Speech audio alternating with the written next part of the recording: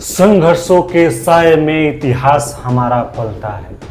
जिस ओर जवानी चलती है उस ओर जमाना चलता है। हरिवंश राय बच्चन जी की ये पंक्तियां तो आपको याद ही होगा। जेन जी एक ऐसा प्राणी जो सदियों तक फनी मीम के जंजीरों में जकड़ा हुआ था, लेकिन एक देश के लोग कुछ सो कॉल्ड बोलते हैं ना, ऐसे रूल बनाते हैं जो इनकी पंखों को कुतरने का काम कर रहा है। लेकिन क्या ये सह पाएंगे? बिल्कुल नहीं, क्योंकि इनकी रगों में जो आरबीसी था उसकी कलर अभी सफेद नहीं हुई थी, उसकी कलर अभी भी चटकदार थी।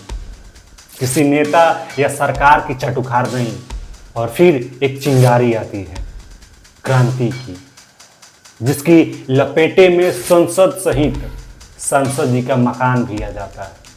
तो नेपाल की क्रांति की बात की जाए तो इसकी बीज जो है 2023 में ही रोप दी गई थी। 2023 में ही एक रूल बनाया गया था कि जितने भी सोशल मीडिया प्लेटफॉर्म हैं हमारे देश नेपाल में, अगर किसी का रजिस्ट्रेशन और कोई यहाँ पर व्यक्ति या कोई ऑफिस नहीं होता है तो उस सोशल मीडिया प्लेटफॉर्म को यहाँ पर बैन किया जाएगा। सरकार ने यह हवाला दिया था कि इससे fake news, money laundering, hate speech, online fraud जैसी चीजें हो रही है। लेकिन इसको सख्ती से पालन शुरू किया गया अगस्त 2025 से। 28 अगस्त का सरकार द्वारा एक नोटिस जारी किया गया और बोला गया कि 7 दिनों के अंदर अगर सोशल मीडिया प्लेटफॉर्म जो नेपाल में चल रहा है कोई भी रजिस्ट्रेशन नहीं करवाता है या कोई भी उसका व्यक्ति नहीं यहाँ पर आता है या कोई ऑफिस नहीं होता है तो उसको बैन किया जाएगा। फिर आता है 4 सितंबर 2025 और इसमें 26 प्लेटफॉर्म जो थे, 26 सोशल मीडिया ऐप, इनको बैन कर देती है नेपाल सरकार। जिसमें जैसे हमारे रोटी, कपड़ा और मकान इंपॉर्टेंट चीज़ अभी है ना, बिल्कुल इसी तरह इंपॉर्टेंट अभी हमारा है फेसबुक, इंस्टाग्राम, व्हाट्सएप, और इन तीनों को बैन कर देती है।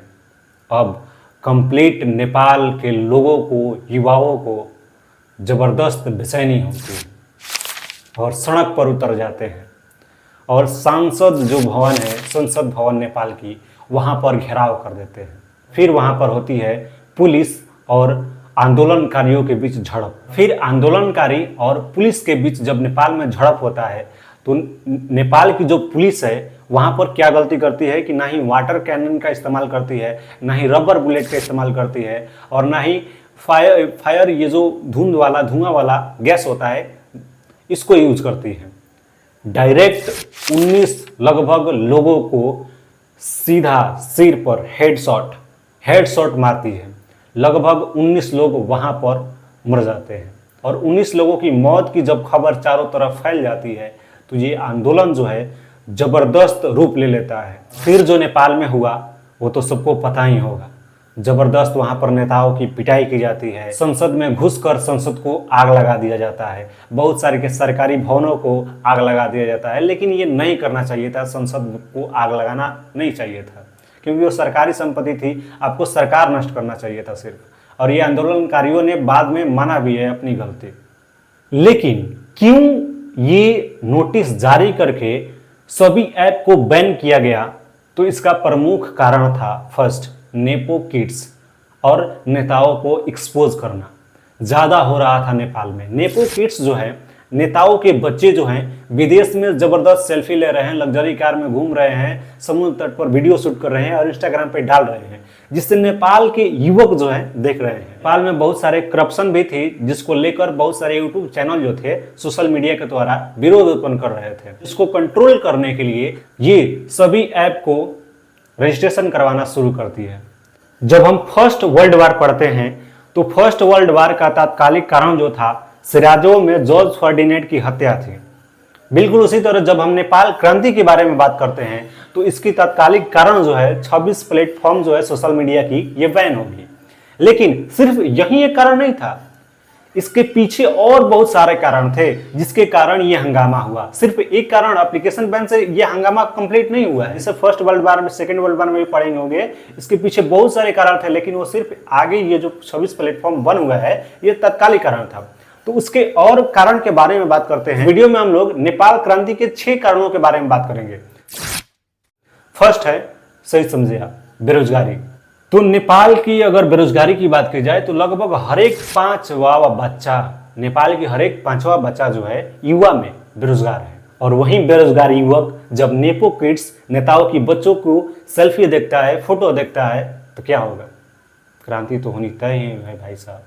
पिछले 5 सालों में नेपाल की बेरोजगारी दर जो है 5% की वृद्धि इसमें देखी गई है। और नेपाल जो है अधिकतर कृषि पर निर्भर है। और रेमिटेंस, जो नेपाल के युवक जो हैं विदेशों से कमाकर भेजते हैं, वो टैक्स जो होता है नेपाल यूज करता है। तो रेमिटेंस टैक्स जो है ये यूज करता है। और कृषि जो है ही जीविका का महत्वपूर्ण जो है नेपाल का साधन है।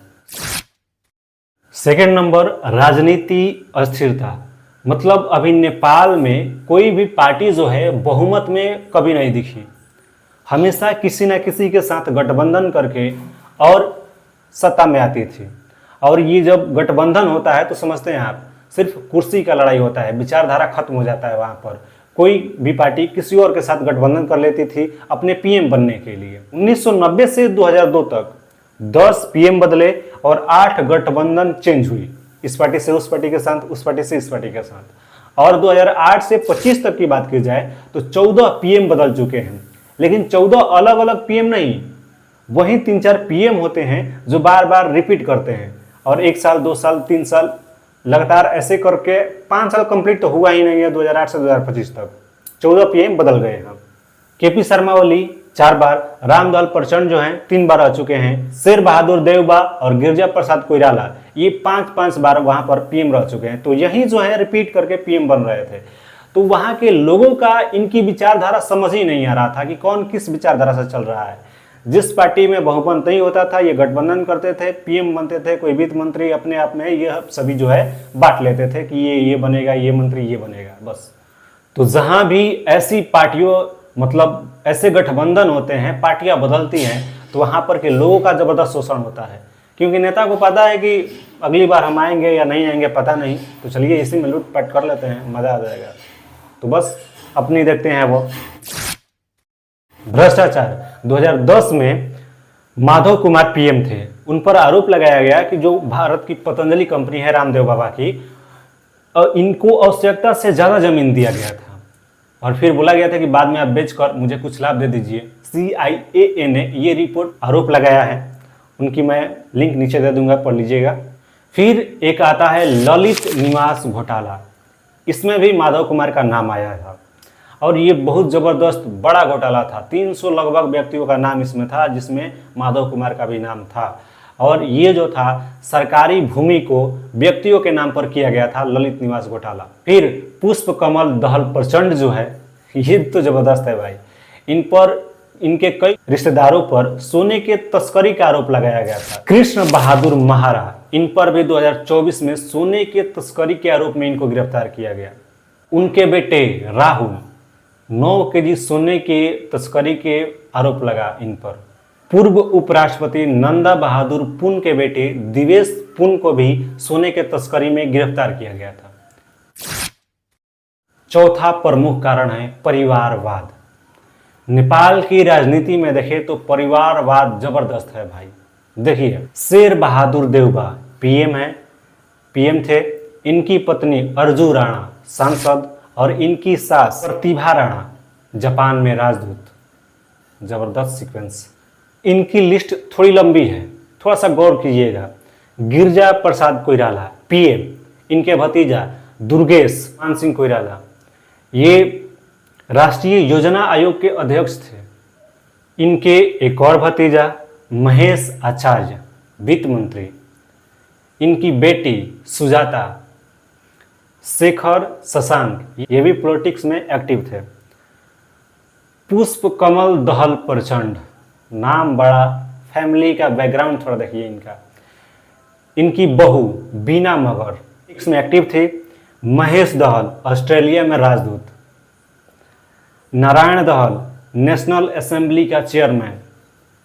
दामाद जीवन आचार्य, भाई नारायण दहल, बेटी गंगा दहल काठमांडू के मेयर।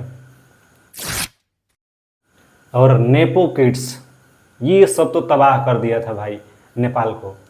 ज़बरदस्त सोशल मीडिया पर अपना सेल्फी, फोटो, वीडियो बनाकर वायरल कर रहा था और वो नेपाल में वायरल हो रहा था। और सबसे अंत में ये कारण 6 नंबर पर है, एक जाति का वर्चस्व। नेपाल में बात की जाए तो ब्राह्मण और क्षत्रिय इनकी संख्या जो है मात्र 28% है, लेकिन संसाधनों की बात की जाए तो लगभग 80% संसाधनों पर इन्हीं का हाथ है। नौकरी हो, न्यायपालिका हो, राजनीति हो या सेना भर्ती हो, सभी में इनका जो है वर्चस्व जबरदस्त देखने को मिलेगा। तो ये सभी कारण थे नेपाल के क्रांति का।